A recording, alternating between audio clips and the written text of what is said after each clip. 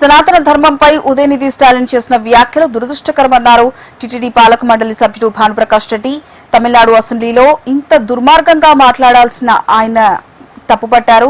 సనాతన ధర్మంపై అవాకులు చెవాకులు మాట్లాడడం వల్లే డీఎంకే అధికారాన్ని కోల్పోయిందని ఆయన స్టాలిన్పై విరుచుకుపడ్డారు. హిందువుల మనోభావాలు దెబ్బతీసేలా మాట్లాడొద్దని ఉదయనిధిని హెచ్చరించారు. ఓడిపోయినా తీరు మారకపోతే మీ పార్టీకి ప్రజలే శాశ్వతంగా బుద్ధి చెప్తారని స్పష్టం చేశారు భానుప్రకాష్ రెడ్డి. సనాతన ధర్మాన్ని ఎవ్వరూ ఆపలేరు. బుద్ధి తెచ్చుకో. నీ మాటల కారణంగానే నీ తండ్రి ఓడిపోయారు. నీ మాటల కారణంగానే నీ పార్టీ ఓడిపోయింది. నీ మారిగా మాట్లాడుతూ పక్క రాష్ట్రమైనటువంటి కేరళలో జెండా ఎగిరిపోయింది.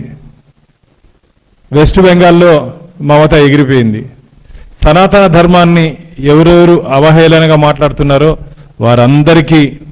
వారందరికీ హిందువులు గట్టిగా బుద్ధి చెప్పారు. ఇంకా నీకు బుద్ధి రాకుండా సిగ్గు లేకుండా నిన్న అసెంబ్లీలో మాట్లాడతా. నేను ఇప్పుడు యూట్యూబ్లో చూడడం జరిగింది. వస్తా నీ ఫోటోకి చెప్పులతో కొడుతున్నారు ప్రజలు. నువ్వు కనపడితే నేరు కొడతారు. ఆ విధంగా ఉంది ప్రజల్లో.